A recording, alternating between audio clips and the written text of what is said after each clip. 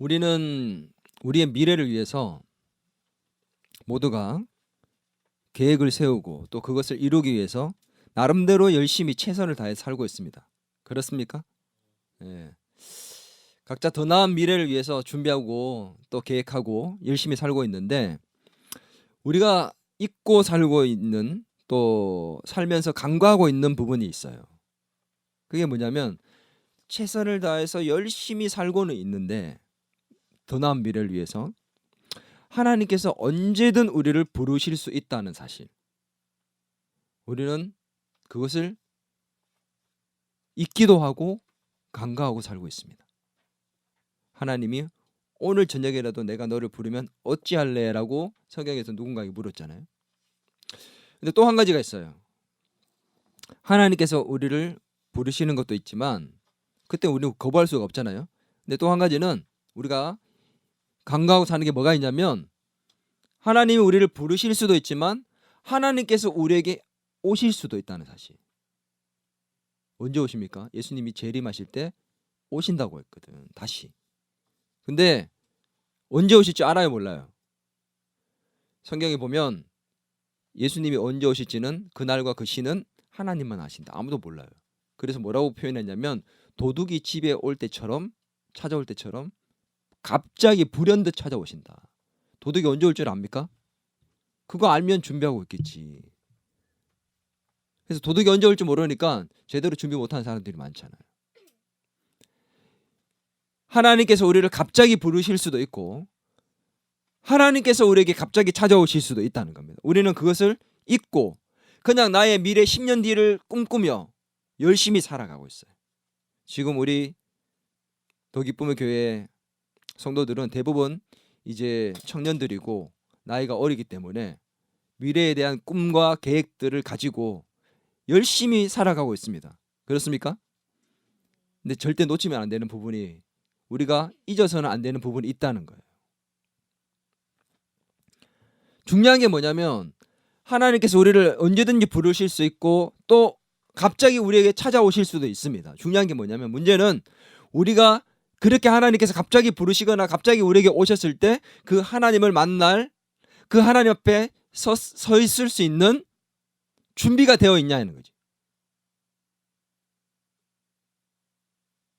여러분, 나와 관계없는 얘기처럼 여겨질지 몰라요.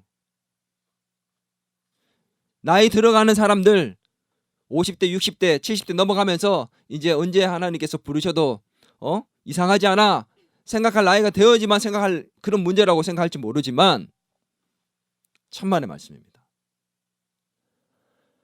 하나님께서 우리를 부르셨을 때 우리는 거부할 수가 없잖아요.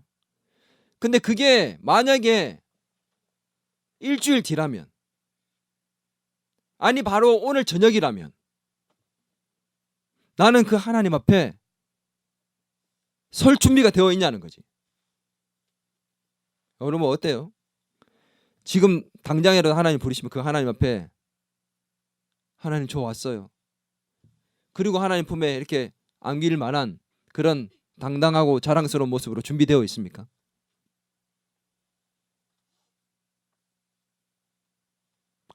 오늘 말씀을 통해 가지고 나의 그 현재의 모습이 어떤지에 대해서 좀 깊이 생각해 보고, 언제든 예수 그리스도께서 우리를 부르시거나 그분이 우리에게 오셨을 때 그분 앞에 설 수 있는 준비된 삶으로 변화될 수 있기를 바랍니다. 지난주에 우리는 열매가 없는 무화과 나무에 대해서 살펴봤습니다. 기억납니까? 열매 없는 무화과 나무를 하나님께서 어떻게 하셨죠? 예수님이 심판하셨잖아요. 저주가 아니라 심판하셨습니다. 근데 이 무화과 나무는 이스라엘을 상징한다고 얘기했잖아요. 기억나요? 이스라엘을 상징했고 열매가 없는 그 이스라엘을 하나님께서 심판하시겠다는 것을 이 행동을 통해서, 퍼포먼스를 통해 가지고 예수님이 하나님 메시지를 전해준 것이다라고 전했습니다. 이 무화과 나무의 그 심판, 근데 오늘 이 사건에 특이한 점이 있습니다. 무화과 나무 심판의 이 사건 그 사이에 그 사건 사이에 예수님께서 성전에 들어가셔가지고 성전을 깨끗하게 만드시고 정화시키는, 말이 그렇게 좀 좋은 표현이지만 실제로 예수님 어떻게 했냐면 상을 뒤집어 엎고 사람들을 내쫓고 소와 양들을 내몰아서 내쫓아 버렸습니다. 과격하게 행동하시는 거죠. 그게 중간에 끼워져 들어가 있습니다. 무화과 나무를 예수님이 보시고 먹을 게 있나 싶어서 갔는데 열매가 없어요. 그래서 거기에서 심판을 하셨어요. 그리고 그 다음 날 갔을 때 무화과 나무가 정말 말라서, 뿌리부터 말라서 죽어버렸습니다. 근데 그 하루 사이에 중간에 예수님이 예루살렘 성전에 들어가셨던 그 사건을 중간에 끼워놨어요. 이걸 기억하는지 보자. 마가가 주로 사용하는 기법인데 무슨 구조라고 합니까? 무슨 구조요? 샌드위치 구조. 샌드위치처럼 이 빵과 빵 사이에 맛있는 것이 야채가 들어가고 참치가 들어가는 것처럼 무언가 핵심물이 들어가는 것처럼 집어넣는 구조. 그래서 샌드위치 구조라고 합니다. 자, 그러면 한번 물어봅시다. 이 샌드위치 구조는 뭐가 중요할까요? 빵이 중요할까요? 중간에 게 중요할까요? 중간에 게 중요하겠죠. 그러면 이 샌드위치 구조에서 두 사건은 따로 분리된 사건일까요? 하나의 이야기일까요? 무화과 나무 열매를 침판하신 사건과 예수님이 성전을 뒤집어 엎으신 사건과 이게 별개의 사건처럼 보입니다. 그럼 정말 별개의 사건일까요? 샌드위치 구조라는 것은 이 구조를 통해서 마가가 이 중간에 있는 사건을 부각시키고 싶고 강조하고 싶기 때문에 이 구조를 사용한 겁니다. 다른 데서는 이렇게 샌드위치 구조를 사용하지 않았어요. 근데 마가만 특별하게 이렇게 사용을 합니다. 이 중간의 사건이 별개의 사건이 아니라는 것을 보여주고 싶고, 마가는 이 성전 정화라고 하는데 보통 이 성전 정화의 이 사건을, 이 무화과 나무 열매에 대한 심판의 사건을 가지고 양쪽에서 이렇게 딱 샌드위치처럼 막아서 중간에 끼워 넣어서 이걸 부각시키고 드러내고 싶은 거죠. 성전 정화, 뭘 드러내고 싶은 걸까? 도대체 어떤 걸 강조하고 싶었던 걸까? 무화과 나무는 뭘 상징한다고 했습니까? 이스라엘. 근데 성경에서 무화과 나무가 또 다른 것을 상징하는 게 있어요. 그게 뭐냐? 이스라엘의 성전입니다. 왜냐? 이스라엘에 있어서 굉장히 중요한 핵심이 있었습니다. 그게 뭐냐면 바로 성전이에요. 이스라엘은 성전 없이는 빈 껍데기야. 이스라엘 그러면 성전입니다. 왜? 성전이 그들의 신앙의 중심지였고 삶의 중심지였습니다. 성전 중심으로 모든 게 다 돌아갔어. 그래서 이스라엘 그러면 성전을 배제할 수가 없는 거죠. 그래서 오늘 무화과 나무 그 열매에 대한 그 저주의 그 사건, 심판의 사건이죠. 그 사건 사이에 이 성전 정화에 대한 기사를 집어넣으면서 이것을 하나의 이야기로 묶어서 이 마가는 말하고 싶었던 겁니다. 도대체 뭘 말하고 싶었던 건가? 무화과 나무 열매가 없어서 심판받았잖아, 그지?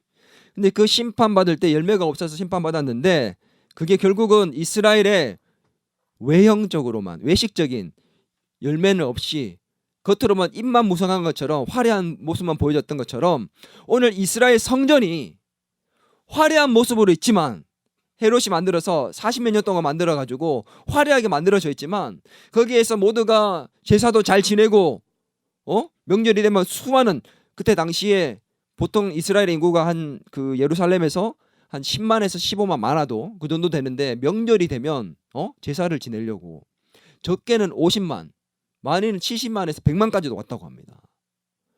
어마어마하게 많은 인구들이 모여들어서 그렇게 막 축제처럼 예배를 드리고 했단 말이야. 근데 잎이 무성한데 그 안을 들여다보면 실제로는 잎만 무성하고 화려하기만 하고 껍데기밖에 없고 열매가 없더라는 겁니다. 그래서 예수님은 뭘 보여주시냐?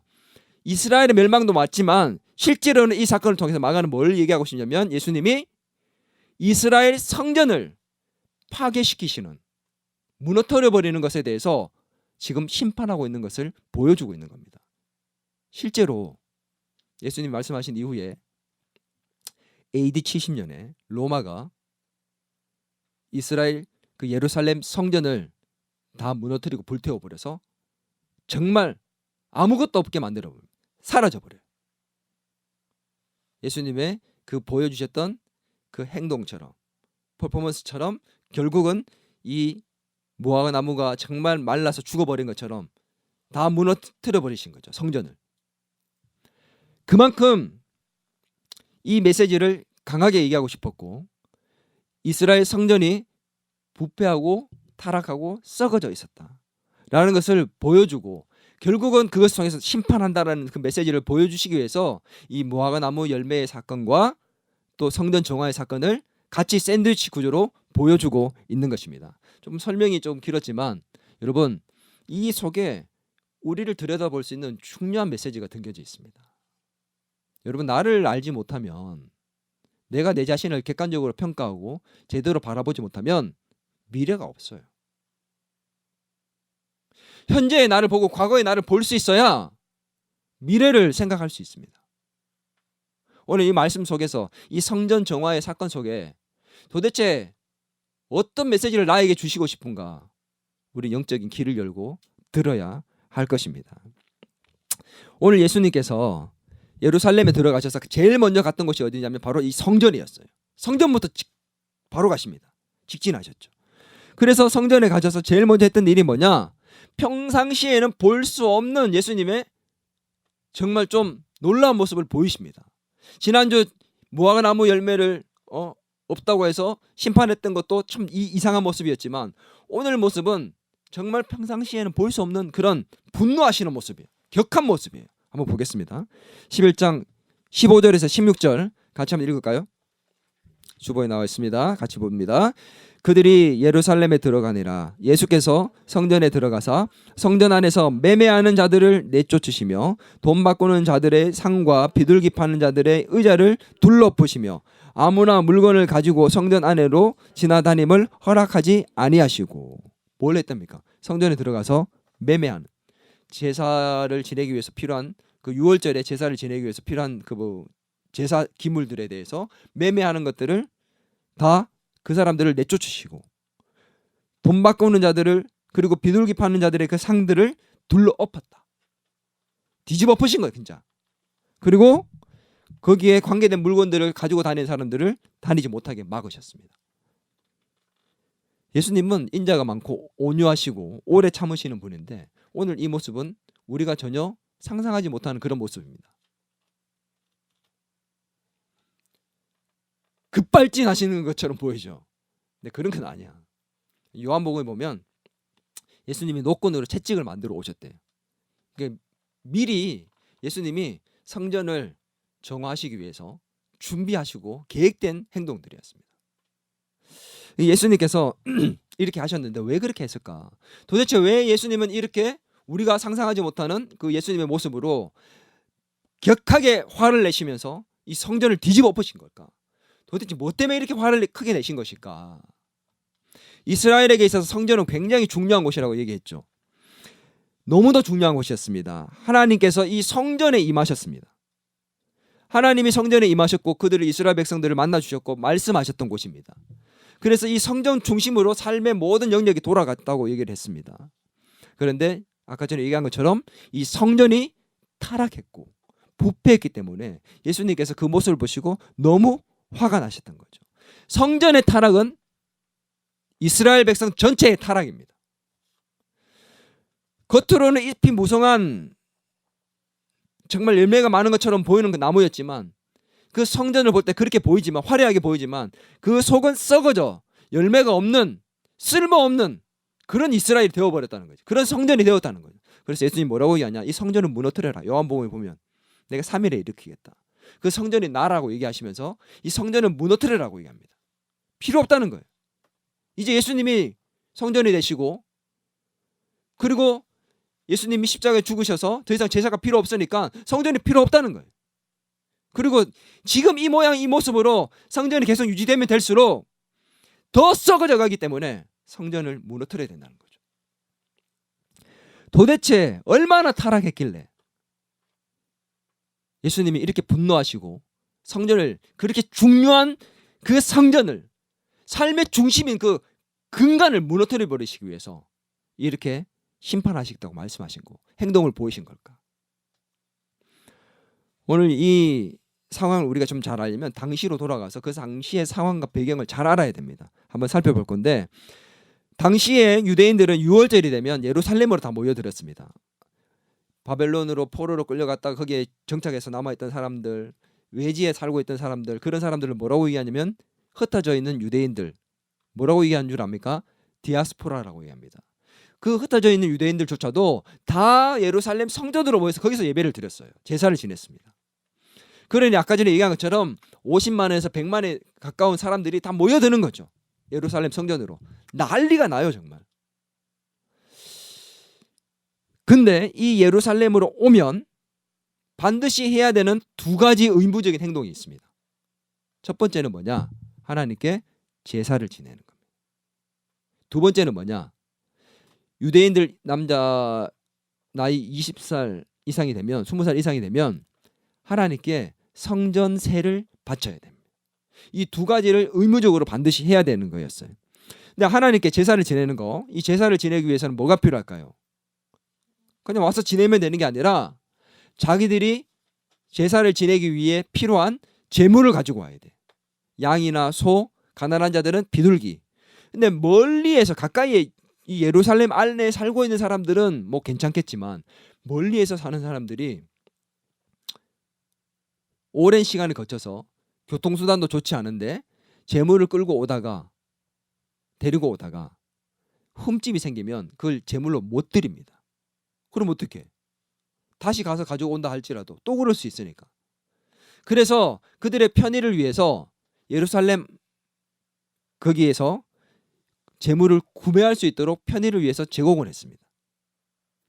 어디에서 팔았냐면, 보통은 원래는 감람산 쪽에서, 예루살렘과 그 감람산 쪽에서 그 중간쯤 위치되는 그 위치에서 그 제물을 팔았어요. 그래서 사람들이 제물을 사서 그렇게 하나님께 제물로, 제사의 제물로 바쳤던 거죠. 근데 그 제물의 가격이 일반적으로 판매되던 가격들보다 굉장히 높은 가격에 판매가 되었습니다. 그러나 어쩔 수 없죠. 그렇게 해서 제물에 대한 문제가 있었습니다. 또 한 가지는 아까 전에 얘기한 것처럼 성전세를 바쳐야 돼. 이 성전세를 바쳐야 되는데 문제가 있습니다. 이방인들로 살고 있었잖아요. 이방 지역에서. 그럼 멀리에서 살다 보면 주로 사는 그 화폐가 다릅니다. 미국에 사는 사람들이 우리나라에 있는 거 10,000원을 갖고 살 수 없잖아. 10,000원짜리를 갖고. 미국 맥도날드 가서 10,000원짜리 내고 불고기 버거 주세요 그러면 살 수가 없어요.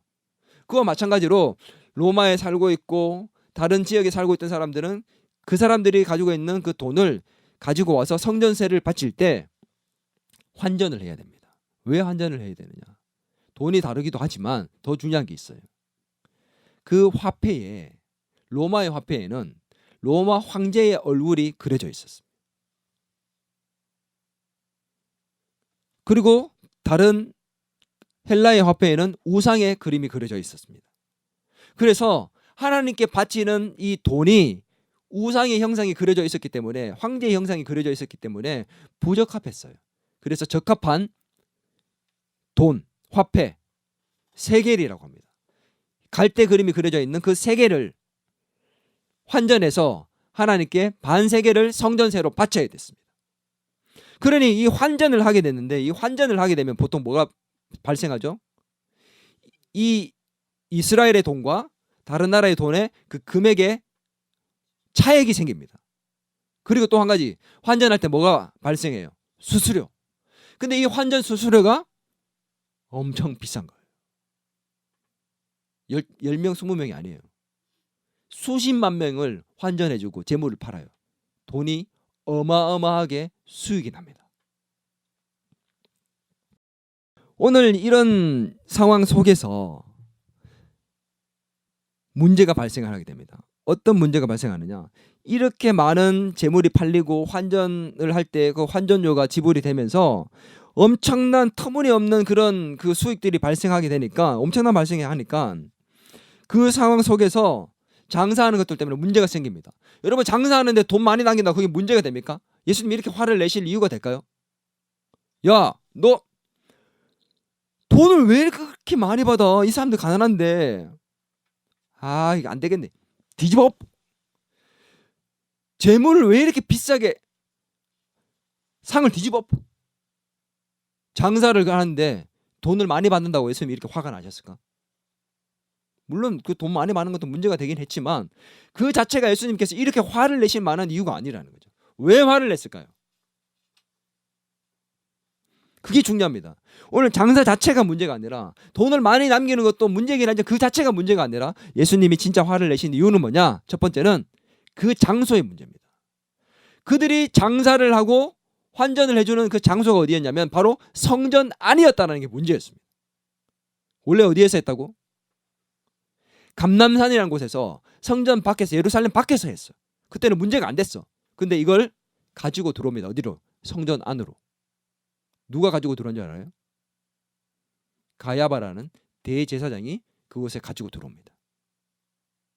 그래서 성전 안에서 오늘 이것이 장사가 진행이 되었기 때문에 예수님이 이렇게 분노하신 거예요. 근데 성전은 그 당시에는 구분이 되어 있었어요. 어떻게 구분이 되어 있냐? 제사장이 들어가서 하나님께 제사를 지내는 성소, 하나님을 만나는 성소가 있고 이스라엘 남자들만이 갈 수 있는 제사를 지낼 수 있는 곳으로 분류되어 있던 이스라엘의 뜰이라는 곳이 따로 더 있었습니다. 그리고 제일 가장자리에는 바깥에는 이방인들이 들어가서 제사를 지낼 수 있는 이방인의 뜰이라는 곳이 있었습니다. 그래서 구분이 되어 있었어요. 이방인들은 이스라엘의 뜰에 못 들어가. 이스라엘 백성이라도 성소에는 아무나 못 들어가. 제사장만 들어가. 그렇게 구분이 되어 있었다는 거지. 오늘 예수님이 들어가신 곳은 어딜까? 이방인의 뜰. 이 이방인의 뜰에 장사꾼들이 들어가서 장사를 할 수 있게끔 대제사장이 허락해 줬어. 그래서 수많은 장사꾼들과 또 재물을 사고 환전하기 위한 수많은 사람들이 거기에 이방인의 뜰에 들어가 버리니까 어떤 문제가 발생할까? 제사를 지내고 예배를 드려야 되는 이방인들이 들어갈 수 있는 공간이 없어져 버립니다. 그래서 이방인들이 하나님을 제사하러 왔다가 예배 드리지 못하고 이런 불상사가 발생하게 되는 거죠. 예수님이 너무너무 화가 나셨어요. 이 장소가 어디예요? 하나님을 만나는 장소입니다. 하나님께 기도하는 장소입니다. 그런데 그런 장소에서 그 장소 안에서 뭘 한다고요? 장사를 하고 있어요. 이익을 남기고 있습니다. 죄가 이 성전 안으로 들어와 버린 겁니다.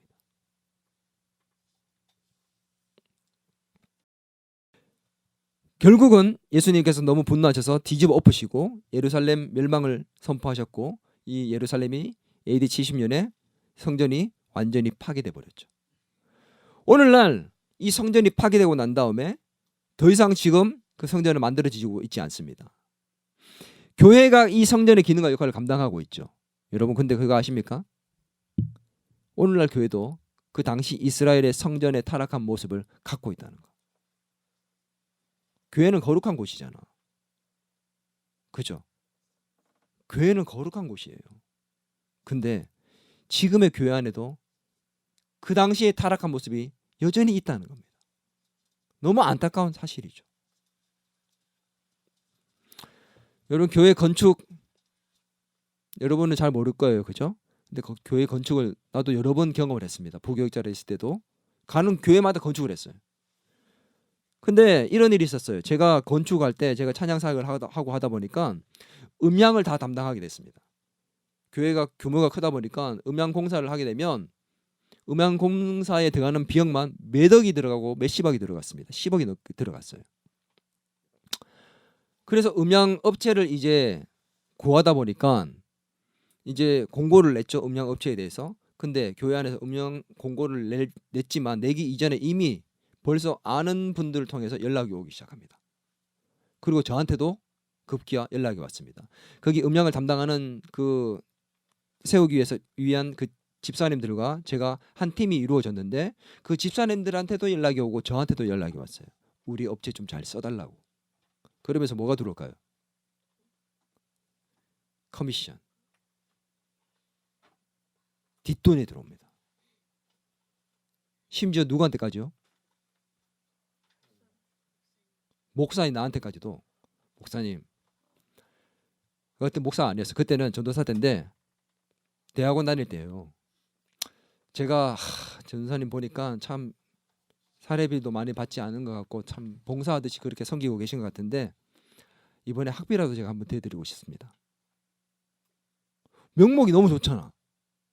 근데 그 속에는 뭐가 깔려 있어요? 우리 업체 좀 잘 부탁합니다. 받았을까 안 받았을까? 받는 거는 하나님 앞에 범죄하는 거예요. 근데 문제는 뭐냐? 그걸 받는 사람들이 있다는 거예요. 교회 건축할 때 그 음향만 그렇겠어요? 건축 설계, 자재 넣는 사람들, 자기 거 써달라고 뒷돈이 들어간다니까. 근데 그걸 받는다니까.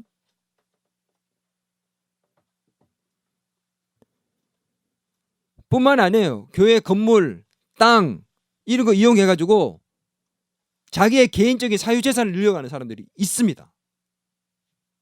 교회 헌금 빼돌려요. 심지어는 교회가 크잖아.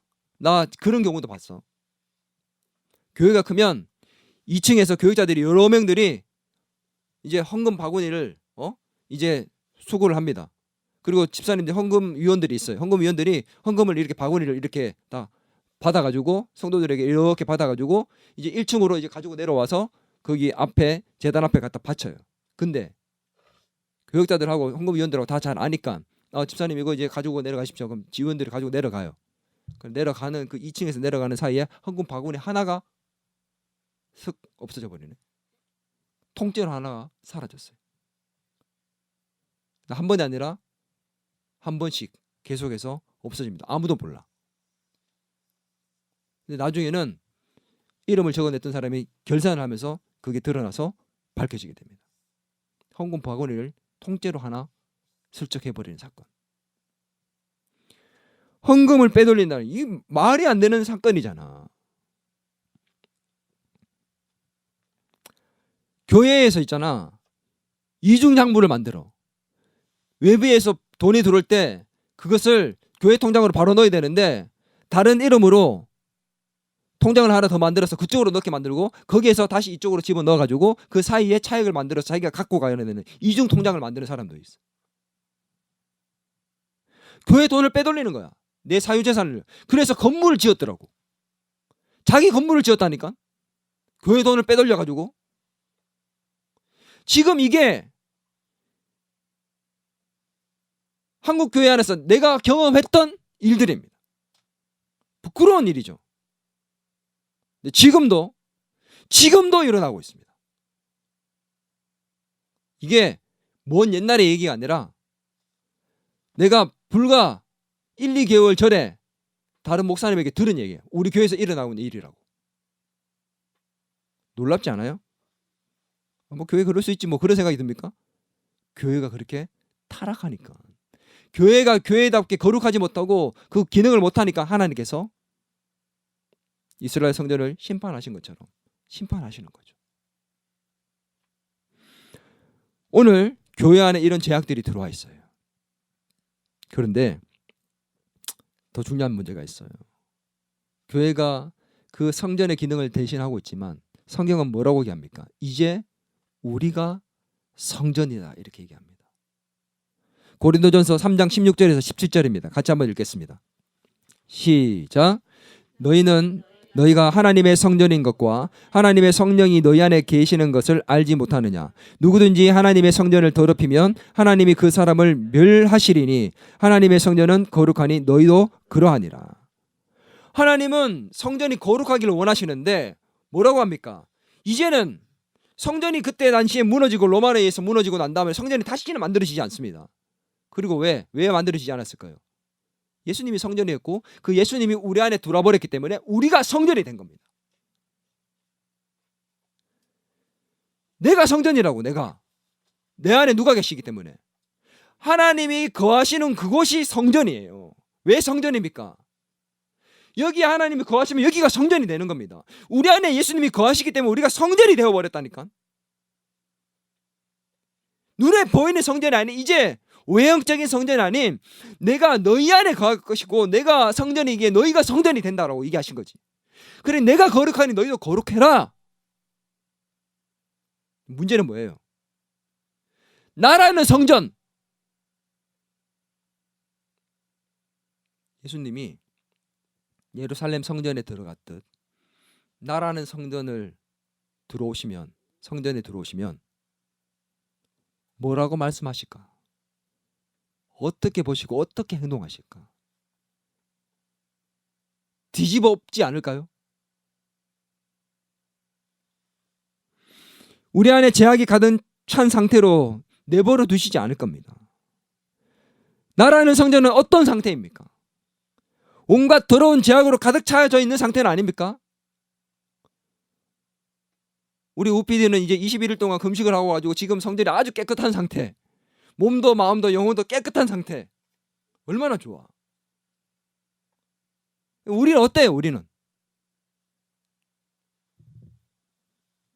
하나님께서 나라는 성전 안에 있는 더러운 것들을 내쫓고 정결하고 거룩한 성전이 되기를 원하십니다. 아멘. 우리는 하나님의 성전인 나를 거룩하게 지켜야 합니다. 이 성전 안에 술, 담배, 마약 이런 거 넣을 수 있겠어요? 마땅히 생각할 그 이상의 생각들을 품지 말라고 했는데 그런 생각들을 우리 생각에 넣을 수 있겠냐고. 음란 사이트 접속률이 거의 전 세계 1위라고 합니다. 대한민국이. 이런 오명들을 쓰고 있는데 그 안에 수많은 그리스도인들이 있다는 거. 성전이 눈에 보이는 성전이 아닌 우리 이 나라는 이 성전이 부패하고 타락해 있어서 예수님이 우리 안에 들어오셨을 때 어떻게 말씀하시고 어떻게 행동하실까? 나는 어떠냐? 다른 사람 볼 거 없어요.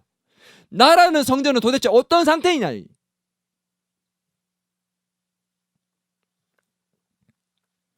두 번째는 얼마나 타락했냐면 제사장들이 타락했습니다. 이 제사장들이 굉장히 심각한 문제를 갖고 있었습니다. 이방인의 뜰에서 이제 장사를 하게 되면 엄청난 수익을 얻게 되잖아. 생각해봐. 한 사람의 수수료만 환전 수수료가 10,000원씩만 받는다고 생각해봐. 50만 명이면 돈이 얼마냐는 거지. 환전만 해? 재물도 팔아서 돈을 남겨. 근데 이렇게 하려면 거기에 들어가서 장사를 할 수 있는 권한이 있어야 될 거 아니에요. 그죠? 이방인의 뜰에서 장사할 수 있는 권한을 누가 주겠습니까? 제사장이 주는 거예요. 그러니까 받으려면 뭐가 들어갈까요? 뒷돈이 들어갑니다. 제사장들이 뒷돈을 받고 그 장소에서 할 수 있도록 장소도 주고 권한도 주는 거예요. 그리고 뒷돈만 주는 게 아니에요. 수익이 발생하면 수익의 일부를 떼서 제사장에게 주는 겁니다. 그러니까 상인들만, 장사꾼들만 돈을 버는 게 아니라 누가 돈을 버는 거예요? 제사장들이 돈을 버는 거예요. 제사장들의 이권이 발생하는 겁니다. 그래서 예수님이 이 제사장들과 상인들의 부를 축적하는 장소로 만들어 버렸기 때문에 하나님의 그 성전 안에서 그 일이 일어나고 있었기 때문에 너무너무 분노하셨고 질책하십니다. 뭐라고 질책하셨느냐? 11장 17절입니다. 같이 읽습니다. 시작. 이에 가르쳐 이르시되 기록된 바 내 집은 만민이 기도하는 집이라 칭함을 받으리라고 하지 아니하였느냐. 너희는 강도의 소굴을 만들었도다 하시매. 이거는 성전이 아니다. 강도가 뭐예요? 빼앗는 자잖아. 성도들의 돈을 갈취하고 빼앗는 강도다라고 얘기했습니다. 누구한테 얘기했을까요? 상인들을 향해서도 얘기했지만 상인들이 아니라 그 넘어 있는 누구요? 제사장과 대제사장, 서기관들을 향해서 예수님이 너희는 강도다 이렇게 얘기를 합니다. 성전이 건물이에요. 성전이 썩는다는 거는 건물이 썩는 게 아니에요. 그 안에서 일어나고 있는 행동들이 썩어져 있는 거지. 가장 중요한 누가? 제사장이. 제사장은 어떤 사람입니까? 성전을 거룩하게 지켜야 되는 임무를 갖고 있는 사람이에요. 사명이 있는 사람입니다. 김 제사장님, 제가 이번에 한번 어떻게 좀 좋은 장소에서 잘 할 수 있을까요? 이번에 보니까 아드님 좀 많이 아프시던데 이거로 치료비라도 좀 쓰시고. 아이고 왜 이러나? 나 그런 사람 아닐세. 대제사장을 뭘로 보고 자리를 박차고 일어나가지고 나가면서 다시는 이러지 하지 말게. 어허 하고 가야 되는데, 이러면 안 되는데 하고 집어넣고 있으니, 대제사장이 만약에 부정한 청탁이 들어오고 뇌물이 들어오고 뒷돈이 들어올 때, 부정한 돈에 대한 그 수익을 자기에게 바칠 때 나는 받지 않는다. 그럴 수 없다. 여기에서 장사가 웬 말이냐. 여기는 하나님의 거룩한 전이다. 기도하는 곳이고 제사하는 곳이다. 수십망이 모인 그 사람들에게 하나님을 어떻게 더 잘 예배할까, 제사드리게 할까, 기도하게 할까에 대해서 권면하고 가르치고 그런 장소로 만들어야 되는 게 바로 제사장인데, 자기가 부정한 청탁을 받고 죄를 짓고 다른 사람도 죄 짓게 만드는 사람이 되어버렸어요. 제사장이 타락해버렸습니다.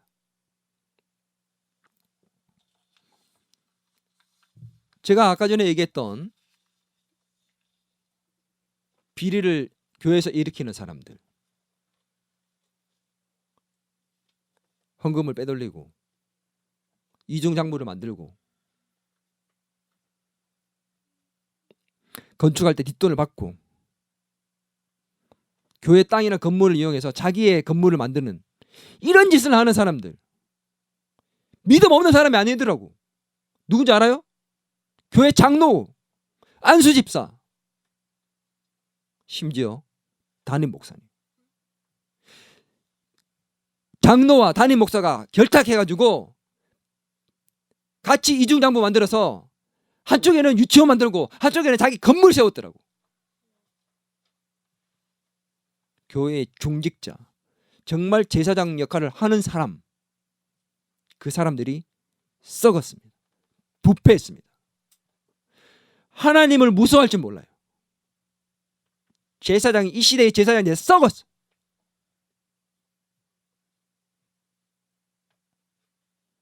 근데 지난주에 제가 뭐라고 얘기했습니까? 성경은 우리가 이제 제사장이라고 얘기합니다. 베드로전서 2장 9절입니다. 같이 한번 읽겠습니다. 시작. 그러나 너희는 택하신 족속이요 왕같은 제사장들이요 거룩한 나라요 그의 소유가 된 백성이니 이는 너희를 어두운 데서 불러내어 그의 기이한 빛에 들어가게 하신 이의 아름다운 덕을 선포하게 하려 하심이라. 너희는 왕같은 제사장이다. 너희가 아름다운 주의 복음을 선포하게 할 것이다.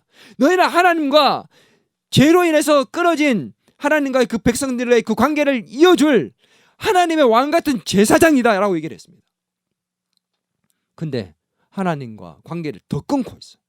더 멀어지게 만드는, 죄악으로 몰고 있는 그런 역할을 하는 사람이 되어버렸다는 거예요. 성경은 이제 우리가 제사장이라고 얘기합니다. 여러분 제사장 역할을 제대로 감당하고 있습니까? 썩어 빠진 이스라엘의 그 제사장과 다를 게 없는 모습은 혹시 아닙니까? 우리 안에도 예배를 이용하고 신앙을 이용하고 기도를 이용해서 나의 부와 나의 성공을 축적하려 하는 이기적인 욕심이 가득 차져 있는 그런 제사장과 같은 모습은 혹시 아닙니까?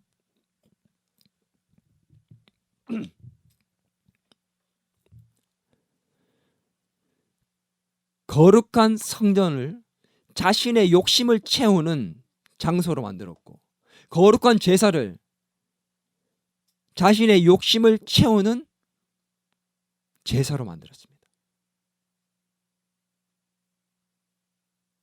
우리가 예배를 드리면서 나 예배 잘 드리니까, 성경 잘 보고 있으니까, 기도 잘하고 있으니까, 열심히 하니까 저 이거 들어주셔야 됩니다.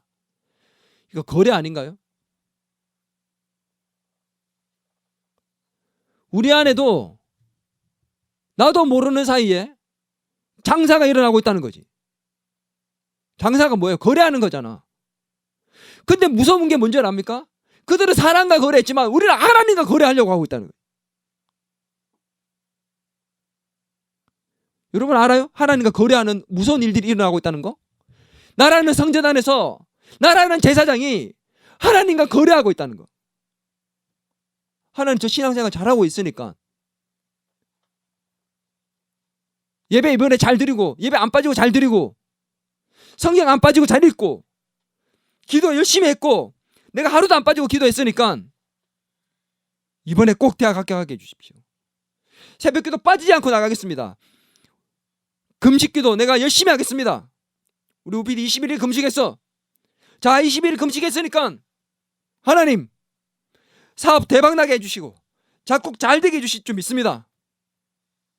자칫하면 거래됩니다. 나도 모르는 사이에 우리는 가스라이팅 되어서 마귀에게 가스라이팅 되어서 하나님과 거래하고 있는 우리라는 성전 안에 우리라는 제사장이 하나님과 장사하려 하는 거래하려고 하는 제약이 들어와 있는 부패된 모습이 우리에게 있지 않냐는 거예요. 교회의 중직자들을 탓할 게 아니라 우리는 오늘 우리 자신의 모습을 바라봐야 하는 것입니다. 우리의 헌신과 우리의 봉사, 우리가 하나님 봉사하고 섬겼기에 우리가 하나님께 헌금 드리는 게 11조를 잘하고 우리가 헌신하고 기도하고 있기 때문에 하나님 이렇게 했으니 이렇게 채워달라는 것은 하나님과 거래하는 것입니다. 우리는 대가를 바라지 아니하고 하나님께 드리는 겁니다. 헌신이 뭡니까? 뭘 위해서 하는 거예요? 나를 위해서 하는 게 아니에요. 사람들은 머리에는 꼭 그런 것만 남아요. 11조를 하면 내가 너를 위해서 채우나 안 채우나 보라라고 말씀하신 그것만 생각합니다. 그래서 거래합니다. 11조 했으니까 하나님 채워주시는 거 저 보겠습니다. 예수 그리스도의 십자가의 은혜가 너무 크기 때문에 섬기지 않고는 견딜 수 없어서 섬기는 겁니다. 헌신하지 않고는 견딜 수 없어서 헌신하는 겁니다. 드리지 않고는 견딜 수 없어서 드리는 겁니다. 드리고 더 대가를 바라는 게 아니에요. 우리는 드리고 하나님 우리에게 은혜를 베푸시고 그걸로 끝입니다. 우리가 하나님께 은혜를 바랄 하나님 은혜를 달라고 얘기할 만한 그런 자격이 됩니까? 오늘 우리는 예수님께서 이스라엘 성전에 들어가셔서 그 성전을 뒤집어 엎으실 때 그 모습을 보면서 다른 것이 아니라 나라는 성전과 이 나라는 제사장이 어떤 모습인지에 대해서 볼 수 있어야 됩니다. 만일 오늘 예수님이 나라는 성전에 들어오시면 어떻게 행동하실까요? 기뻐하시면서 미소를 지으시겠습니까? 아니면 채찍을 만들어서 내어 쫓고 둘러 엎으실까요? 만일 예수님이 나라는 제사장을 오늘 만나신다면, 오늘 내려오시고 오늘 나를 부르신다면, 우리가 예수님 앞에 섰을 때 예수님이 나라는 제사장을 향해서 뭐라고 말씀하실까요? 오늘 내가 예수님을 만나면, 지금 당장에 예수님 만나면 지금의 나의 모습을 보시면서 내 속을 깊이 들여다보시면서 열매 없는 무화과 나무처럼 심판하시고 질책하시지 않을까? 착하고 충성된 종아, 잘하였다 칭찬하실까요? 아니면 게으르고 악한 종아, 내가 어찌 그렇게 하였느냐라고 책망하실까요? 사랑하는 더 기쁨의 교회 성도 여러분, 그리고 오늘 온라인을 통해서 말씀을 듣고 있는 성도 여러분, 우리는 하나님의 거룩한 성전입니다. 하나님께서 우리에게 주신 사명을 갖고 있는 제사장입니다. 예수님 앞에서 부끄럽지 않는 모습으로 설 수 있기를 주의 이름으로 축원합니다. 이 시간에 우리 같이 한번 찬양하며 우리의 마음을 모았으면 좋겠습니다. 주님 앞으로, 주님 곁으로 가까이 나아갑니다. 내 모든 것 다 드리겠습니다. 주의 길로 우리를 인도하여 주시옵소서. 주님만이 정말 나의 모든 것 되십니다라고 고백할 수 있는 그런 진실한 고백, 우리 안에서 하나님과의 거래가 일어나지 않는, 우리라는 성전 안에서 정말 죄악이 물러가고 거룩한 성전이 더 지어져 갈 수 있는 그런 삶이 되게 도와달라고 기도하는 마음으로 이 찬양을 함께